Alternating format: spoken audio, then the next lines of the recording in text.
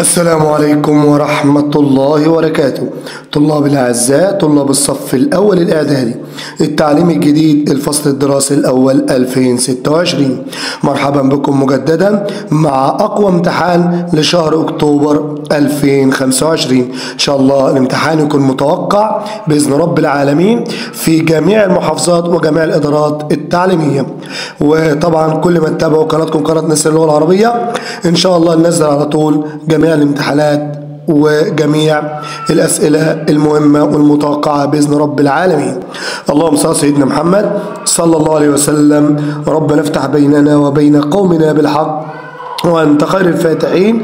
اللهم ارزقنا الحكمة وفصل الخطاب. بسم الله بسم الله بسم الله. طبعا ابن العزيز معانا السؤال الأولاني نص استماع متحرر المحتوى. استمع إلى الفقرة. تعال نستمع إلى الفقرة.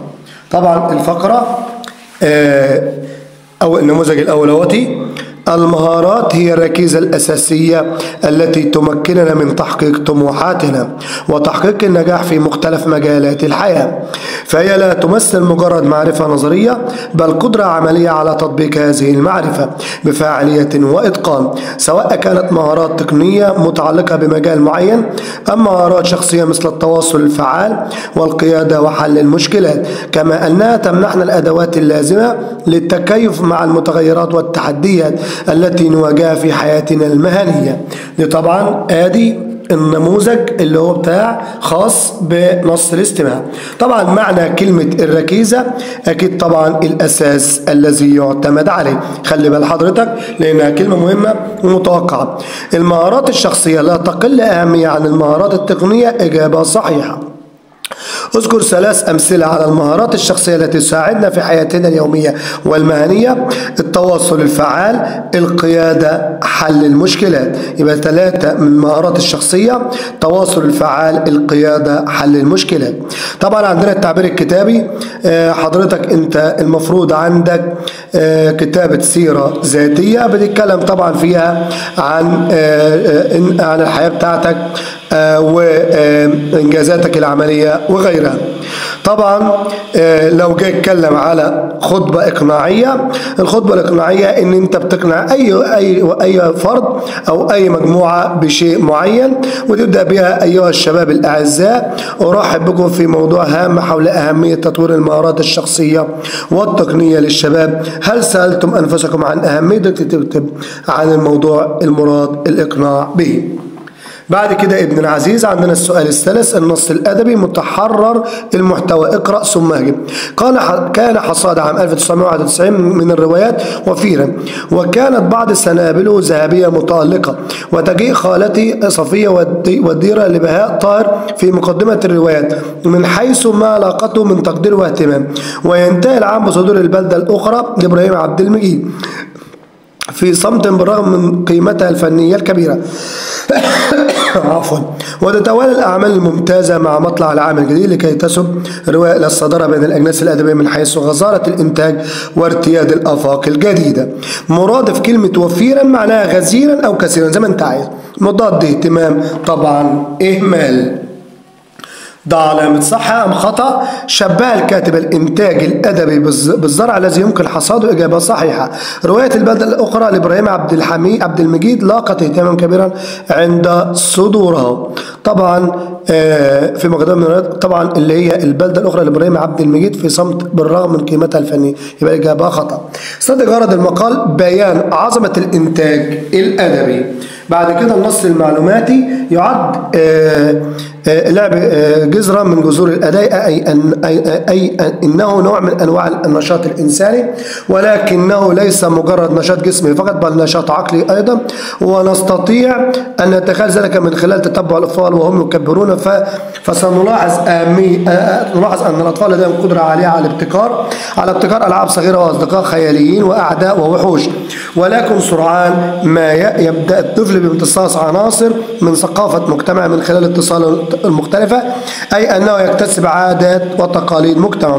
وهذا يعني أن الطفل يولد مرتين، أو أولهما ولادة عضوية بيولوجية والثانيهما ولادة ثقافية، حيث يتحول من الولادة الثانية إلى كائن ثقافي. ده طبعا حسام محسب، مجلة الفن المعاصر، العددان 11 و12. هات ما يأتي مرادف ابتكار. طبعا ابتكار يا جماعة معناها اختراع. مضاد تستطيع أكيد تعجز. ده صح أم خطأ؟ الأطفال يمتلكون قدرة فطرية على ابتكار ألعاب وأصدقاء خيالية. الإجابة صحيحة.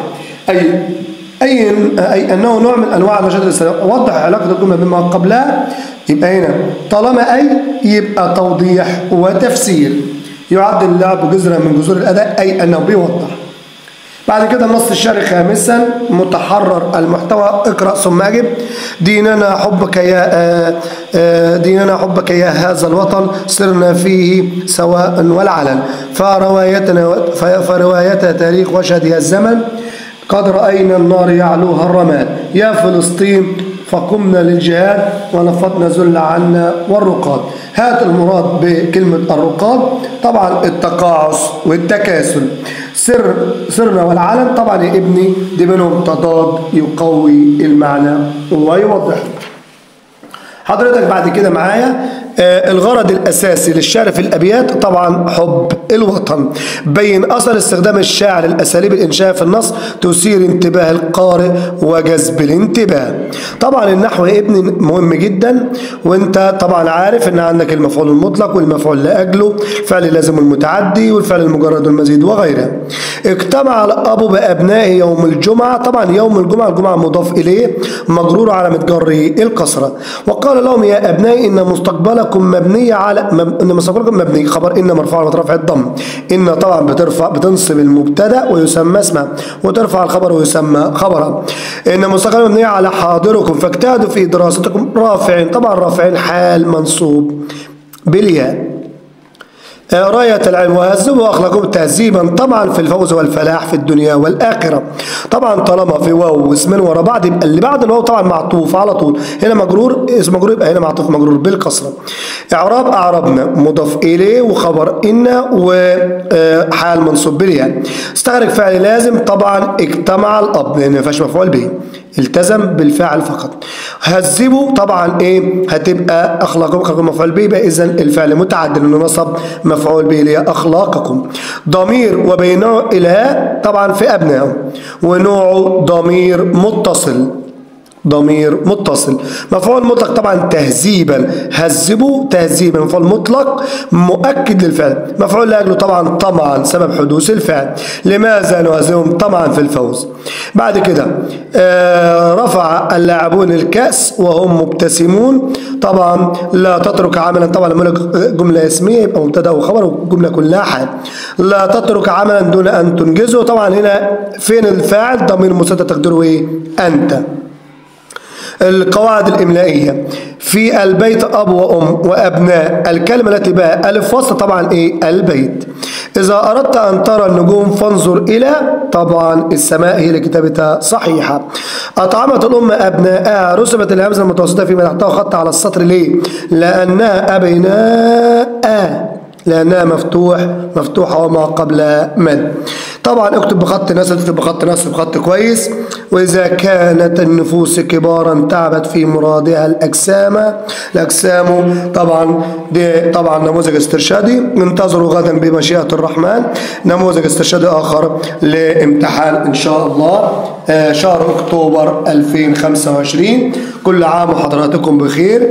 أتمنى من الله عز وجل أن يكون الامتحان نال إعجابكم، واوعوا تنسوا الاشتراك في قناة نسر اللغة العربية، ودايما تبقى متابعين وداعمين للقناة. سبحانك اللهم وبحمدك أشهد أن لا إله إلا أنت أستغفرك وأتوب إليك. وصلى اللهم على سيدنا محمد وعلى آله وصحبه وسلم كما صليت على إبراهيم وعلى آل إبراهيم، وبارك على سيدنا محمد وعلى آل سيدنا محمد كما باركت على إبراهيم وعلى آل إبراهيم في العالمين إنك حميد مجيد، والحمد لله رب العالمين.